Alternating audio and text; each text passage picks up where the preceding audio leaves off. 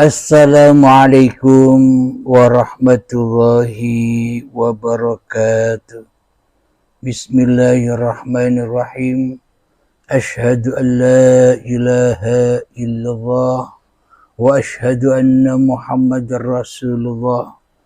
Allahumma salli ala sayyidina Muhammad wa ala ali sayyidina Muhammad.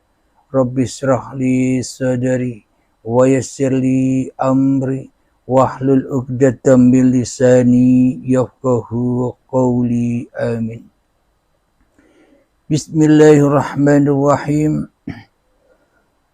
Salam hormatku, salam ta'zimku buat para jamaah uripe Allah dimanapun Anda berada, baik yang ada di dalam ataupun yang ada di luar negeri.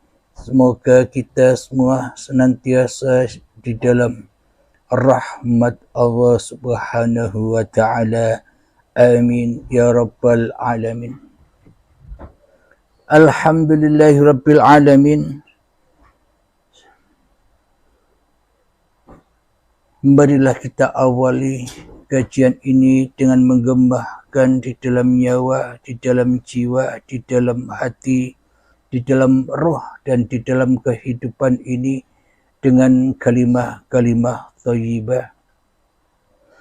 Subhanallah walhamdulillah wa la ilaha illallah wallahu akbar wa la hawla wala quwwata illa billahil aliyil azim. Sadaqallahul azim.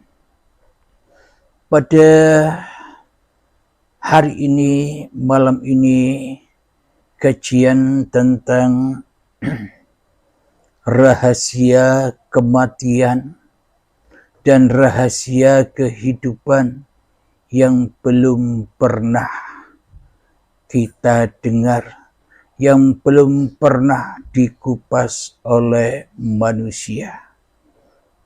Karena hanya Allah lah yang bisa mengupas lewat Al-Quranul Karim.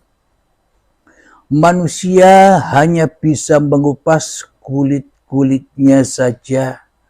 Manusia bisa mengupas hanya angan-angannya saja. Manusia hanya bisa mengupas ayang-ayangnya wae. Manusia hanyalah bisa mengupas syariatnya saja. Namun secara hakikat makrifatnya bukan manusia lagi yang mengupas, tapi Allah, uripe Allah di dalam Al-Quran ini. Jadi rahasia kehidupan manusia, kematian manusia selama ini yang diketahui oleh kita semua hanyalah kehidupan badaniah dan hanyalah kematian badaniah ini saja. Yang kita ketahui selama ini kan begitu. Bila jasadnya hidup, itulah kehidupan. Bila jasadnya mati, itulah kematian.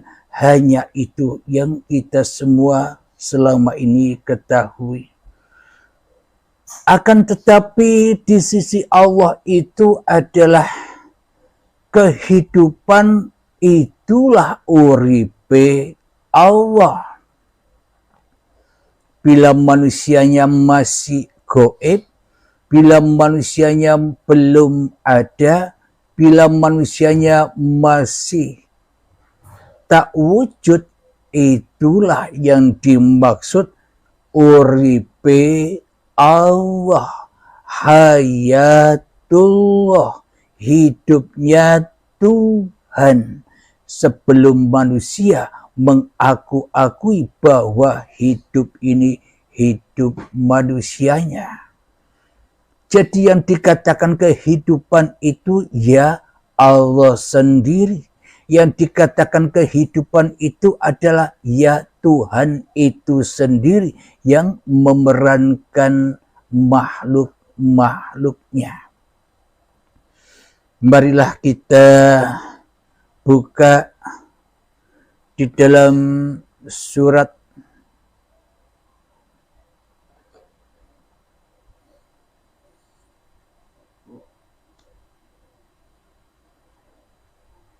Al-Baqarah ayat yang ke-28.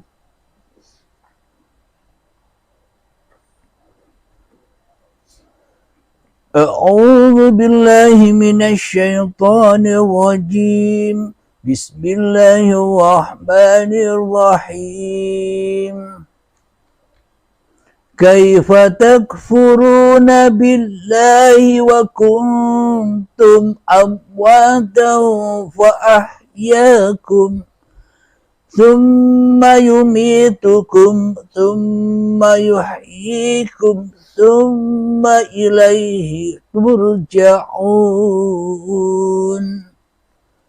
Yang artinya, bagaimana kamu ingkar kepada Allah padahal kamu tadinya mati, lalu dia menghidupkan kamu, kemudian dia mematikan kamu, lalu dia menghidupkan kamu kembali, kemudian kepadanya lah kamu dikembalikan. Inilah buktinya bahwa rahasia kehidupan dan rahasia kematian yang selama ini belum pernah diungkap. Karena kita hanya tahu kehidupan hanyalah kehidupan badaniah, kematian hanyalah kematian badaniah saja. Kita belum tahu apa yang dimaksud Allah menghidupkan manusia 2 kali dan mematikan manusia 2 kali. Kemudian manusia mengembalikan manusia kepada Tuhannya. Jadi hidup yang pertama yang selama ini kita rasakan, yang selama ini kita bayang-bayangkan, yang selama ini kita akui di dalam kehidupan ini, inilah hidup yang pertama menurut versi manusianya. Kemudian ketika badan kita kelak mati, itulah kematian manusia yang pertama. Atau kematian manusia yang kedua. Yang pertama kan dari kematian dihidupkan dan dimatikan. Jadi manusia dihidupkan 2 kali dan dimatikan 2 kali itu kapan? Marilah kita ingati dulu saat penciptaan dari tanah, manusia dihidupkan lewat tanah yang digerakkan, tanah yang diproses, tanah yang dijaga, tanah yang dicukupi, tanah yang diberi rezeki, tanah yang dijaga, tanah yang dipelihara, tanah yang dikasih sayangi, sehingga dengan uripe Allah tanah itu berproses dari tanah menuju tumbuh-tumbuhan. Kemudian diperjalankan, diproses lagi dari tumbuh-tumbuhan hingga tumbuh-tumbuhan itu menghasilkan buah-buahan, menghasilkan sayur-mayur, menghasilkan padi dan sebagainya. Kemudian diperjalankan lagi oleh uripe Allah, dimakanlah hasil tumbuh-tumbuhan oleh calon-calon kedua orang tua kita yang dihidupi oleh Allah juga. Kemudian ketika bertemunya kedua orang tua kita, maka terproseslah menjadi sel sperma dan sel telur. Jadi setelah ketemu maka kita diperjalankan lagi menjadi gumpalan darah, menjadi gumpalan daging, menjadi janin, dan terlahir ke dunia ini menjadi bayi yang suci. Itulah kehidupan yang pertama. Kenapa kehidupan yang pertama? Karena manusia tak punya hidup. Tanpa hidup, tanpa uripe Allah, maka takkan pernah ada perjalanan. Takkan pernah ada proses-proses pembentukan, proses-proses penciptaan, proses-proses pergerakan dari tanah sampai menjadi bayi. Itulah kehidupan manusia pertama. Ketika manusianya tidak tahu apa-apa, ketika manusianya masih gaib, ketika manusianya belum wujud, ketika manusianya masih tak ada di dunia ini. Itulah kehidupan yang pertama. Karena tanpa kehidupan yang pertama, tanpa penciptaan, mana mungkin ada kehidupan yang kedua.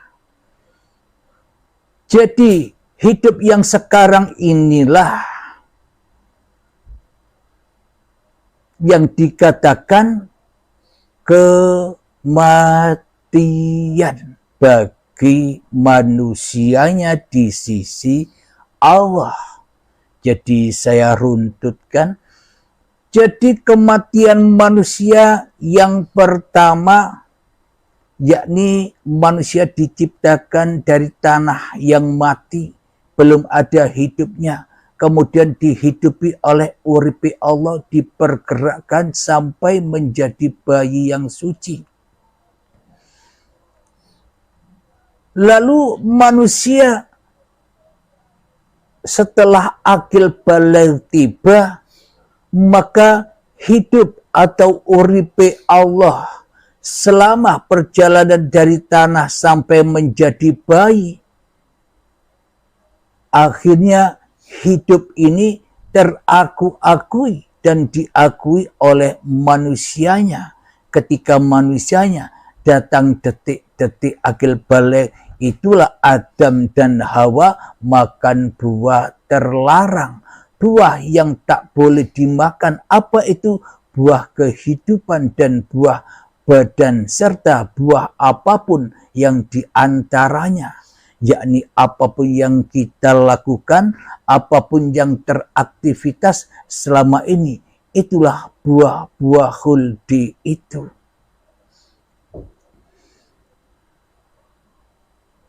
Jadi kematian manusia yang pertama adalah ketika manusianya merasa dirinya hidup. Itulah kematian yang pertama di sisi Allah.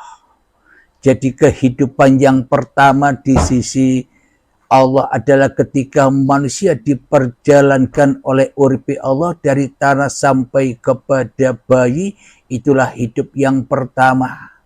Lalu dimatikanlah manusia ketika datang detik-detik akil baligh, manusia menjadi jahiliyah, manusia menjahili Tuhannya. Manusia telah menjadi Tuhan, Allahnya tak ada, Allahnya gaib. Itulah kematian. Bagi manusianya hidup, tapi bagi Allah mati. Kenapa? Karena manusianya lebih hidup daripada uripe Allah. Karena manusianya lebih ada daripada wujudnya Allah di dalam hati manusianya. Inilah yang dimaksud kematian. Inilah yang dimaksud hati yang keras melebihi kerasnya batu. Inilah kematian yang pertama. Kemudian ketika manusianya mulai belajar ilmu hakikat dan makrifat, maka manusianya bertemu dengan akhir zamannya. Akhir zamannya itu apa? Akhir dan berakhirlah manusia ketika setelah baiat, manusia berakhir jadi manusianya. Jadi kematian yang pertama ketika manusia belum dicipta. Kematian yang kedua ketika manusia mengaku-ngaku jadi Tuhan, yakni ketika datang detik-detik akil baligh, itulah kematian yang kedua. Jadi kehidupan yang pertama saat manusia mulai diproses sampai menjadi bayi yang suci hingga datang detik-detik akil baligh tiba, itulah kehidupan uripe Allah yang tak pernah diakui oleh manusianya. Kemudian manusianya mengaku di dalam hatinya, hidup ini hidupku, badan ini badanku. Itulah kematian yang kedua. Jadi ketika manusia mati yang kedua menunggu apa? Menunggu hari kiamat. Yakni menunggu baiat, menunggu mati sebelum mati.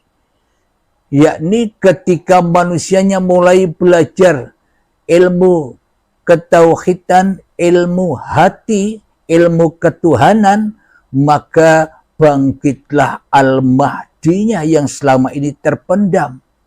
Maka disitulah kematian manusia, maka bangkit dari kematiannya, bangkit dari ketidaksadarannya selama ini, telah menjadi Tuhan dirinya di hatinya, maka sadarlah manusia setelah dibaiat, setelah dibimbing oleh sang guru, maka manusianya bangkit lagi. Maknanya bangkit lagi itu bagaimana?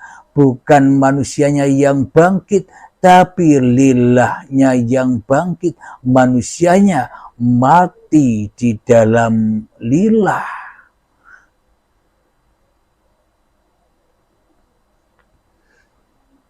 Jadi setelah manusianya menemui hari kiamat, maka bangkitlah manusianya. Dan setelah dibangkitkan, maknanya berganti, yang dulunya hidupnya Allah menjadi hidupnya manusia, kemudian berganti lagi kembali menjadi hidupnya Allah, kemudian dikembalikan manusia itu kepada Allah. Jadi ketika manusia sudah berbaiat, maka muncullah al-mahdinya.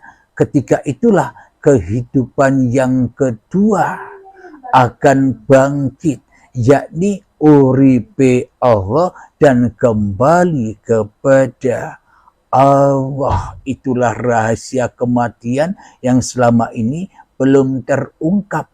Rahasia kematian dan rahasia kehidupan yang belum terungkap ala versinya Allah menurut Al-Quran, bukan menurut hatinya manusia, bukan menurut hawa nafsunya manusia.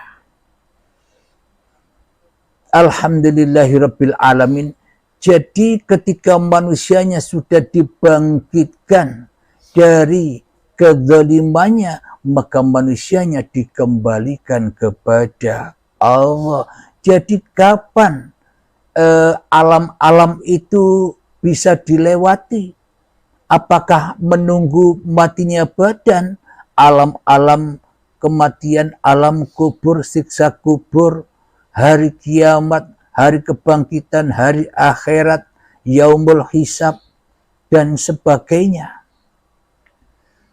Itu semua hak adanya saat ini bagi orang-orang yang dikehendaki Allah. Tapi bagi orang-orang yang dikehendaki hawa nafsunya, bagi orang-orang yang dikehendaki iblis dan setannya menerka, membayangkan, menafsirkan alam-alam itu, alam kematian, alam kubur, siksa kubur, menunggu hari kiamat, hari kebangkitan, hari akhirat, yaumul hisab itu besok adanya. Versinya hawa nafsu. Karena iblis dan setan belum rela, belum ridho bila manusianya kembali kepada Allah, maka dihembuskanlah di dalam hatinya oleh iblis dan setan bahwa semuanya itu sebenarnya besok terjadinya, masih angen-angen, masih bayang-bayang. Akan tetapi di sisi Allah itu hak adanya saat ini. Jadi marilah kita bongkar alam-alam itu. Ketika manusianya mulai mengaku-akui bahwa hidup dan badan ini adalah milik manusianya, itulah kematian manusianya, mati secara su'ul khotimah, su'ul adab, su'ul akhlak kepada Tuhannya. Ngaku-ngaku jadi Tuhan, Tuhannya ditiadakan di dalam hatinya. Setelah manusianya mati, keras hatinya, mati jiwanya, mati kesadarannya, ya dikubur oleh Allah. Dikubur di mana? Di dalam setiap jasad-jasad manusianya. Itulah kuburan-kuburan manusia, jasad yang dari tanah.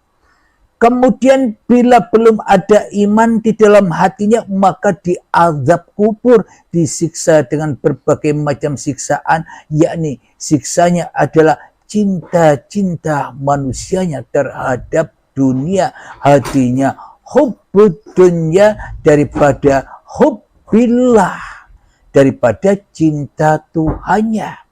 Bagaimana mungkin manusia bisa mencintai Tuhannya, sementara Tuhannya tak ada baginya, yang ada hanyalah kewujudannya, yang ada hanyalah kehidupannya, yang ada hanyalah kekuasaannya di dalam kehidupan ini. Bagaimana mungkin akan menjadi hubbillah, kekasih Allah, sementara manusianya lebih cinta hubbis syaitan, lebih cinta kepada iblis dan setan daripada cinta kepada Tuhannya.